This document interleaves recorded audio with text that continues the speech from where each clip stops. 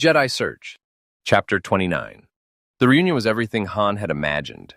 He had spent a lot of time thinking about it during the long hyperspace flight back to Coruscant. Leia and the twins met him the moment the Sun Crusher and the Millennium Falcon touched down side by side at the high landing platform. Han backed out of the Sun Crusher's hatch and began climbing down the ladder, but Leia ran forward and hugged him before he managed to get all the way down. "Glad I'm back?" he asked. "I missed you," she said, kissing him. "I know," he said with a roguish smile. She put her hands on her hips. "What? You didn't miss me?" Han turned away sheepishly. "Well, first we crashed on Kessel, then we were stuck in the spice mines, then we got captured by a bunch of Imperials in the middle of a black hole cluster. I really didn't have a whole lot of..." When Leia looked as if she were going to punch him, Han reacted with a grin. "But even through all that, I don't remember more than about 2 seconds when I didn't miss you with all my heart." Leia kissed him again. R2 trundled down the Falcon's ramp and 3PO bustled to greet him. "R2-D2, I'm so glad you're back. You wouldn't believe the difficulties I've had while you were gone." R2 bleeped something nobody bothered to translate. Kip Duran and Quishux climbed down from the Sun Crusher and stared out at the endless spires and towers of Imperial City, the metropolis of glinting transparent steel and alloy that stretched to the horizon. Above them, the tiny lights of shuttles winked across the sky. "Now that's a city," Kip said with a sigh. Kawhi looked overwhelmed. The Sun Crusher would be transferred to a high-security hangar for study by the scientists of the New Republic. Kawhi did not like abandoning it, but she had no choice. Han strode over to his 2 children, bending his knees and gathering Jason and Jaina into his arms. "Hey, kids. Do you remember your daddy? It's been a long time, huh?" He mussed their hair and stared down at them with the wide-eyed astonishment he always felt when seeing how much they had grown between the visits Winter arranged to the hidden planet of Anoth. Now, though, Jason and Jaina's 2 years of isolation and protection were over, and the children were home to stay, leaving only baby Anakin in need of special protection. Jason nodded. Then a moment later, Jaina nodded as well. Han wasn't sure he believed their answer, but he hugged them anyway. "Well, if you don't remember me, I'll try to make it up to you from now on." A puffed-up official wearing the bright uniform of an off-world administrative office finally cornered Lando in a highbrow diplomatic lounge. The official held an armored briefcase similar to the type credit investigators carried, and he had the same pinch-faced demeanor of a person being given a mission whose importance he drastically overestimated. "Are you Lando Calrissian?" the official said. "I've been attempting to locate you for several days." "You've made my job most difficult," he bustled forward. Lando saw that he could not slip out the back entrance of the lounge. Beside him at the table, Han raised his eyebrows. Both of them had gone to the lounge to relax and settle down after their long debriefings by the Alliance High Command. Unfortunately, the lounge catered to bureaucrats and political functionaries and served only cloyingly sweet drinks. Han and Lando sipped theirs slowly, trying to keep from grimacing. Lando had heard rumors about an investigator trying to track him down and had managed to avoid him thus far. He feared some debtor coming after him or a complaint regarding the Tabana gas mining operations he had abandoned on Bespin or the hot metal mines he had recently lost on Niklon. "Yes, you finally caught me," Lando said with a sigh. "What do you want? I can get the best legal representation in the galaxy here in Imperial City." "That won't be necessary," the investigator said, heaving his armored briefcase onto the table, then fiddling with the cyberlock. "I'll be glad to be rid of this." He lifted the lid of his case and glittering lights sparkled out. Other people in the lounge turned to gape. The briefcase brimmed with carefully sorted packets of fire facet gems and shimmering chrysopaz. "I'm from the planet Dargol, and this is the reward owed to you by the Duchess Mistal for the safe return of her beloved consort Dak. You can have them appraised, but I'm told these jewels are valued at approximately 1 million credits, plus the briefcase, which is worth another 40. Lando stared, hunched over the briefcase and dazzled by its contents. "1 million?" he said. "1 million plus 40 for the briefcase. But I was only supposed to get half of the reward." The investigator reached into his pocket. "I neglected to give you this. It is a message wafer for you from Slish Fondine, the owner of the Blob stables where you assisted apprehending our consort Dak." He handed Lando a small rectangular object. Lando turned it over in his hand, frowning, then ran his fingernail along the crease in its center. He cracked the message wafer open, then folded the 2 halves back to stand it upright on their small table. An image of the Blob stable owner wafted up. "Greetings, Lando Calrissian. Since you are listening to this message, I will assume you've received your reward. I'm happy to say that your suggestion of not executing the criminal Timo has proved advantageous to all concerned. Duchess Mistal was so delighted to receive her consort back that she insisted on paying you the full reward, as well as offering to build a subsidiary blobsticle course for me in the main stadium on Umgul. We are already hiring creative engineers to design even tougher blobstacles for the new course, which, at the Duchess Mistal's request, will be called the DAC track.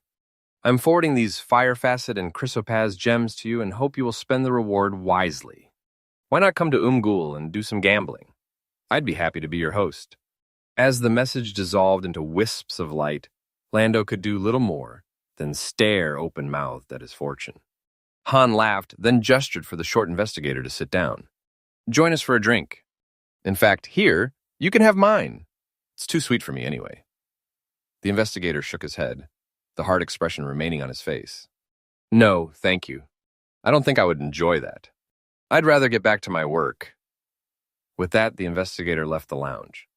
Han clapped Lando on the shoulder. What are you going to do with all that money?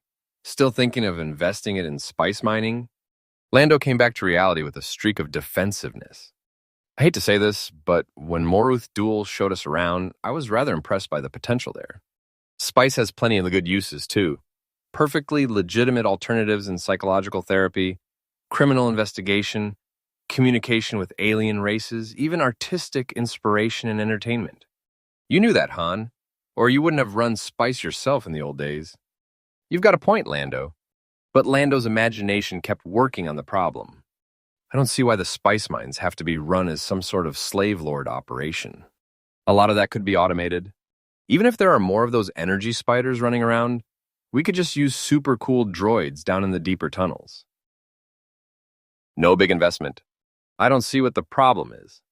Han looked at him skeptically, took a gulp of his sweet drink, then puckered his lips. Uh-huh. Besides, Lando said, I'm in the market for a new ship. I had to leave the Lady Luck stranded on Kessel. I may never get her back. What am I supposed to do for the time being? Seeing the eager stares from the others in the lounge, Lando snapped shut the lid of the armored briefcase. Well, anyway, it's wonderful just to be solvent again. Everybody in. Wedge Antilles called inside the echoing Imperial City spaceport. Now let's get ready to go. The last of the New Republic colonization specialists, sociologists, and survival instructors hauled their personal packs up the ramp of the medium transport. The 90-meter-long ship occupied the better part of an entire bay in the supply sector, but the group needed a transport large enough to haul the Eol Shah survivors and their meager possessions, as well as the supplies necessary to set up a new home on Dantooine. Wedge kept track of the final details of the operation, skimming a checklist on his data pad. At least this was a better assignment than knocking down ruined buildings for the time being. He was glad to be flying again, even if it was only a sluggish transport carrier instead of a fighter. But he knew tougher assignments lay in the near future. Admiral Dala and her 3 Imperial Star Destroyers had devastated the Kessel system, then vanished into hyperspace. The New Republic had sent its best trackers to find where she had gone to hide. Han insisted she was bound to make destructive guerrilla strikes, popping out of hyperspace and blasting a random planet. A loose cannon like Dala would not follow a predictable overall strategy. The entire New Republic had to be on its guard. Chewbacca insisted that a New Republic occupation force head out to the Maw installation to free the other Wookiee slaves. The Alliance High Command also wanted to get their hands on any other plans and prototypes remaining in the secret weapons lab. So much for relaxing and picking up pieces, Wedge thought. Things are going to get a lot more interesting. But right now his assignment was to get the people of Eol Shah to safety on their new homeworld. When everything checked out on board, Wedge noticed Gantoris standing alone beside supply containers piled next to the wall. The displaced colony leader looked tall and powerful, but didn't seem to know how to react to seeing the relocation ship leave. Don't worry, Wedge called. We'll take your people to their new home. After living with volcanoes and earthquakes all their lives, Dantooine will seem like a paradise to them. Gantoris nodded, furrowing his smooth forehead. Give them my greetings.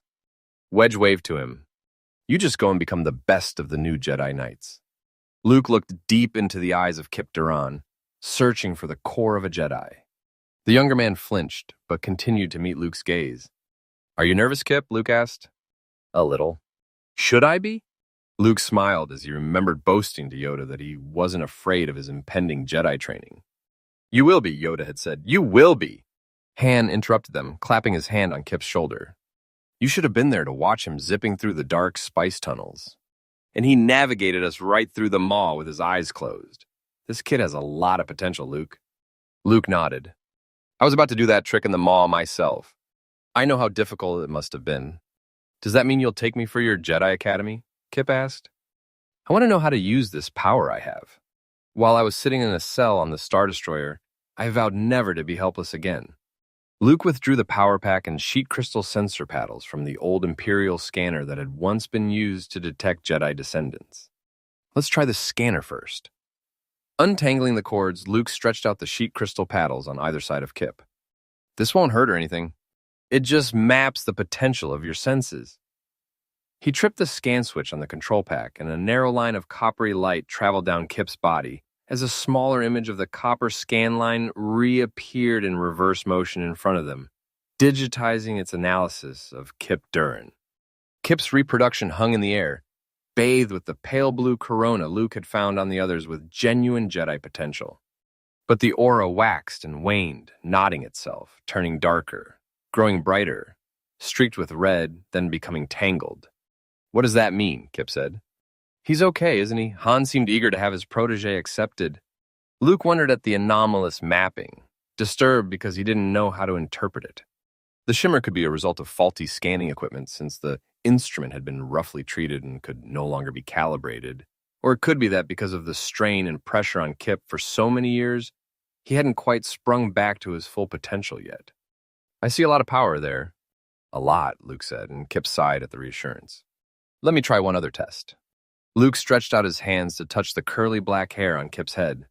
"Let him do what he needs to," Han whispered to the young man. "Trust him." Luke closed his eyes and sent a tendril of thought to the back of Kip's mind where the deep primal memories hid, leaving little room for conscious thought. Luke touched inward to the isolated nub in his subconscious. He pushed, and suddenly found himself hurled backward, tossed aside like a piece of fluff in a Bespin windstorm. He landed flat on his back on the other side of the room, gasping. Han and Kip ran toward him as he struggled to prop himself up on his elbows. Luke shook the daze from his head. "I'm sorry," Kip said. "I don't know what I did. I didn't try to." "Honest." "What happened?" Han said. "What does that mean for Kip?" Luke blinked, then smiled at the others. "Don't worry about me. I triggered that myself." He shook his head. "Kip, you have amazing power." Luke stood up and gripped the young man's hand. "You're definitely welcome to train at my academy. I just hope I know how to handle it when you come into full control of your abilities."